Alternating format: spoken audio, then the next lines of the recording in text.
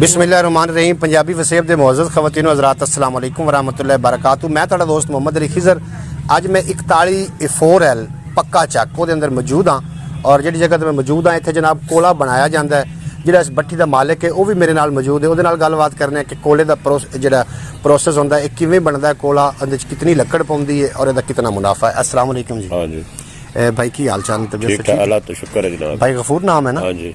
तो अच्छा कितने अरसे तो कोला बना रहे हो? ये जी कोला मैं सन 2012 तो बना रहे हैं। 2012 तो बना रहे हो। तो ये लकड़ जी इस्तेमाल करते हो सुक्की होंगी या सीनी? गिल्ली होंगी जी। लकड़ गिल्ली होंगी। हाँ जी।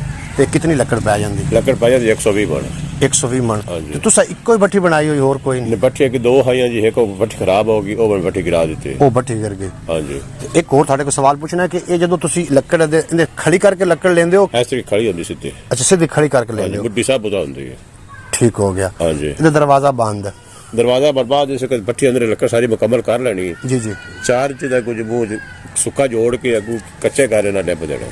कच्चे गारे नाल लिंब देना। कच्चे गारे ते फिर इहदे तो उस तो बाद दा की होंदा है? उस बाद जनाब जब सुराख निकले होंगे। अच्छा। एडे सुराख होंगे ने उनके विचों धुआं निकलता रहना है। जी जी। वो बस सानू धुआं दसेगा भी इत्थे मेरी अग आ गई, असं वो धुआं उतली साइड तो बंद कर देने, थल्ले वाली साइड तो असी चलते रहने जी। पंजाबी वसेब वाले तुहानू बाकी दी लकड़ भी असीं विखाने आ क्योंकि लकड़ तैयार हो चुकी कोला बनाने वास्ते। वो लकड़ का सीन भी तुहाडे नाल असीं शेयर करते हैं तो भट्टी मुकम्मल तुहाडे नाल शेयर करते हैं। तुसीं साडे नाल रहना, वीडियो नू स्किप नहीं करना। अगर वीडियो चंगी लगे तो चैनल नू सबसक्राइब करके बैल नोटिफिकेशन जरूर प्रेस कर लेना।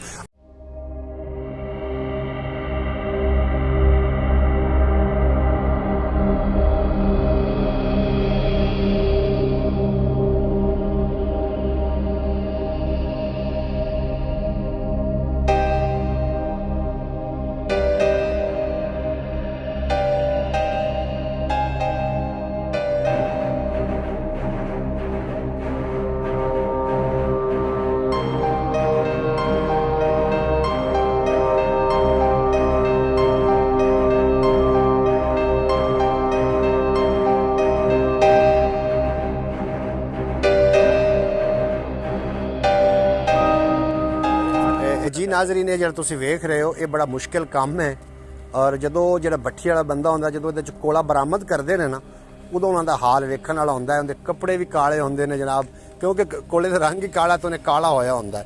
ये है जी साडा मसनूई कोला है, कुदरती कोला नहीं है। कुदरती कोला जो पहाड़ों चों बरामद होंदा है तो इंशाअल्लाह ये लकड़ का कोला है। तो ये लकड़ किहड़ी किहड़ी इस्तेमाल कर लकड़ टाली इस्तेमाल हो जाती, लकड़ मतलब सारी इस्तेमाल हो जाती पर ज्यादा टाली किकर जो वो इस्तेमाल कर रहे भी उनका कोला अच्छा बनता है। हाँ जी। तो कोला फिर सिन्नी लकड़ी कटदे जी? मतलब कोला जो कच्चा कटदे जी? हाँ जी। कोला बने होंदा जी, बने होंदा तैयार। हाँ जी। बड़ी गल है जनाब। ये तुसीं नाज़रीन वेख रहे हो। एक मैं तुहानूं गल करदा चलना भी कोई भी दुनिया के उत्ते काम है ना हाँ जी ਉਹਦੀ ਤੁਸੀਂ ਜਦੋਂ ਮਿਹਨਤ ਕਰਦੇ ਰਹੋਗੇ ਤੁਹਾਨੂੰ ਉਹਦਾ ਐਕਸਪੀਰੀਅੰਸ ਹੋ ਜਾਣਾ। हाँ जी।